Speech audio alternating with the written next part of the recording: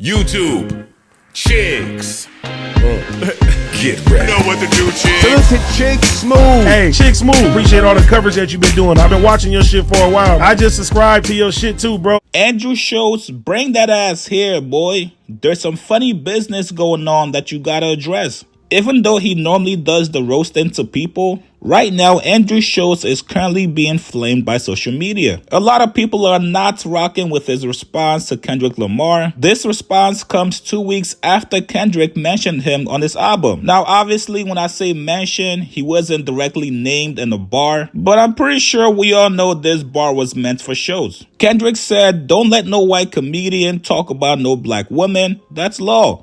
I know propaganda worked for them, and fuck whoever that's close to them." A couple months back, Andrew Schulz went viral when he had the guys from Shit and Giggle podcast on, and he made a very disgusting joke towards black women. Wait, what is the black girlfriend effect? This is You just just glow up the other culture. Yeah, so you'll see a guy who's had a black girlfriend, all of a sudden he's got buzz cut, like clean shape up. Glows up, bro. Yeah, I like that. I like that. They shave their hair because they start losing it. Because they're so stressed being around this black girl complaining about shit all the fucking time.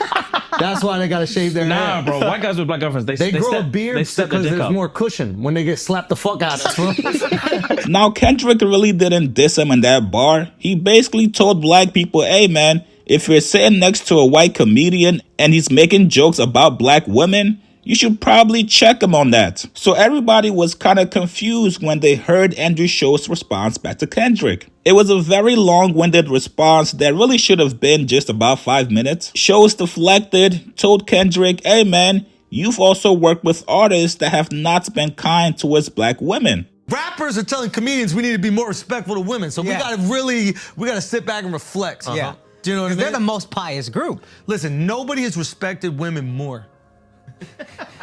Through art. Yes. Than rappers, okay? Absolutely. So I completely understand how a rapper could look at a comedian telling a joke and be like, yo, y'all need to switch that shit up. Yeah. How dare y'all keep saying your wives are annoying?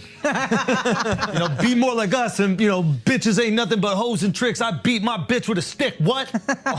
You can lick on the nuts or suck the dick. I beat my bitch with a stick, what? Did you just think of that? That's a real lyric. Oh, wow. Yeah, that's a real lyric from music that protects women. And for decades protects women. And listen, right now the guy on top, Kung Fu Kenny.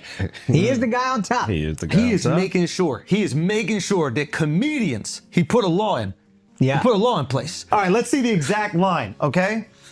Don't let no white comedian talk about no black woman, that's law. Now, technically speaking, if we're going off of grammatic English, Okay. he is saying, I can talk about black women, and that is law. Don't let no white comedian talk about no black So woman. he's basically saying all white comedians Are only allowed to talk about black women. exclusively. That's what I'm talking about, Kendrick. We're back. That's what I'm talking about. It's a law. Finally, he understands It's a it. law. Now I understand why he's doing a comedy with the South Park creators. That makes Because sense. he appreciates white comedians that make fun of black people. There you go. And they've done that brilliantly for decades. Yeah, that's true. And he would never want to, break one of his own laws. No, that's true. I mean, didn't they have a character called Token on the South Park show? Yeah, they do. Which I'm sure Kendrick is a big fan of. That's true.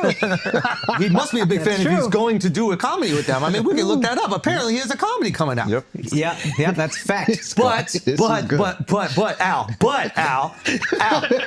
you're getting groomed right now. We need to ungroom you. Yeah, you are. We need to ungroom you right now. Let's see. Okay? Let's see. I mean that, listen, because he sent people, he said slide on. What he said, slide, where's the line? Okay. The N-words that coon, the N-words that being groomed, slide on both of them. Whoa, that seems like a call to violence.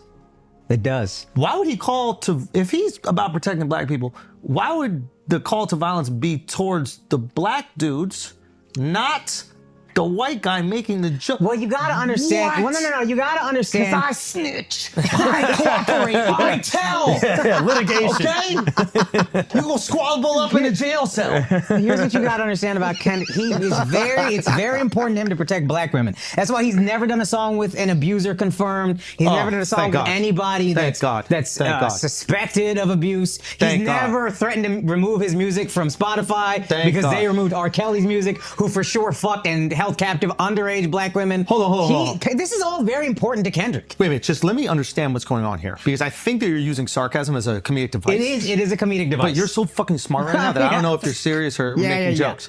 Are you saying that Kendrick Lamar put it on wax that he is protecting black women from white comedians' jokes? And then it starts getting dark when Schulz starts talking about having his way with Kendrick. Schulz goes on to make up a hypothetical situation where him and Kendrick will be locked up together, and he would essentially have his way with Kendrick. But just Kendrick, I would make love to him, and there's nothing he could do about it.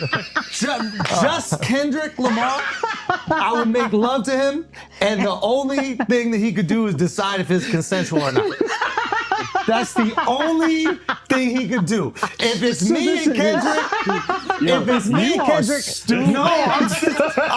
this is about physics. It's about physics. I don't even know if I'll get hard. But if we're in a cell, there's a chance that if we're in a cell and we're bored and we done tattooing each other, whatever you do in the cell, and we ran out of board games and we did all the other things, we cleaned everything, and I'm like, man, I might as well fuck you. There's nothing he could physically do to stop that besides put his legs in the air and choose a position. Maybe I'll let him choose a position. It was just a very weird response. Something you should not tell another man, especially another man that you've never met in person. If this is what you and your crew find funny, that's cool. Keep it within your circle. But when you bring that same joke towards another man, especially a grown-ass man with kids and a girl, that's when you might run into some issues. Now, the president of TDE, Punch TDE, I'm sure most of you guys know Punch, he was not rocking with that joke by Andrew. Punch tweeted yesterday saying, wait. I know as a black man who's involved in hip-hop music that we're a bit slow and don't really understand sarcasm and humor, but did my guy say he wanted to sleep with Dot? And it doesn't stop there. Ex-NBA player Matt Barnes called him goofy. Ice Cube's son O'Shea Jackson Jr., who actually used to be a huge fan of Schulz, he tweeted yesterday calling him a weird-ass nigga. Then he goes on to say, man, how people change on some weird shit. I was a fan. Even Glasses Malone, who actually rocks with Andrew Schulz, he's been on Schulz's podcast Brilliant Idiots. People kept tagging him in the video, asking him, yo, that's your mans? Glasses Malone said, yo, that will tear Drew's skin from his skeleton. Then goes on to say, that will beat Schulz's ass. Don't know why they keep playing. Elliot Wilson also got into it. He said Schulz had a weird response. Why is he around? And you know it's bad when a fellow comedian comes out and said, hey bruh, that was kind of messed up. I've said some fucked up shit in my career, but you just took the cake, buddy. Actor and comedian Damon Wayans Jr. came out and said, yeesh, Andrew's saying the wrong things. Be careful in LA, bud. I hope some of these responses can make Schulz realize that he might have went overboard with that grape joke, which leads into a conversation about Schulz possibly being cancelled for this joke. If this was 10 years ago, Schulz will be out of here. Done. Career over. Goodbye. Curtains closed. But in this anti-woke mob era that we're in, I do not see Schulz apologizing for this joke. Schulz has been on the forefront over the last couple of years of never apologizing for a joke. And also, even if he felt he needed to apologize for it, his audience now would not allow it. And he's independent. He's not signed to any big corporation. He partners with different companies to actually shoot his special. Netflix has been a big supporter of Schulz and his specials, and I don't think that's changing anytime soon. The only way I could really see Schulz apologizing for this nasty grape joke is if he gets a call from the big boss. No, not Trump.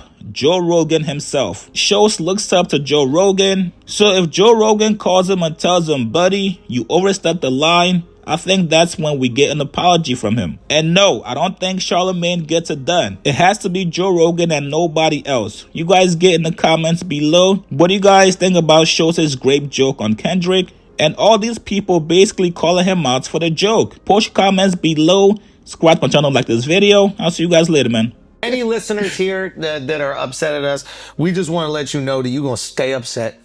Okay? What we're not going to do is sit here with our tucked between our legs apologizing on the podcast for jokes. By apologizing, you're just amplifying it. The people that are upset at this, the majority of them don't even listen to the podcast. A lot of them are probably resentful of your success. They're like, why the should these guys make all this money and they're just like reacting to stupid videos on the internet and like telling stories? They're just friends. From college? I'm just friends. Yeah, I'm just friends. Why can't I have millions of dollars like they have? But they don't realize that. They really think it's their community. Your community still loves you. Your community still knows you. If you actually have a community, they're not going to immediately throw you away because of one clip where you're laughing at a clear joke. Remember, the people trying to cancel you get off on you being canceled. You having to come out and apologize and bend to their whim and change the disposition of who you are. The learning lesson here is you do not apologize because you're part of your community in the first place.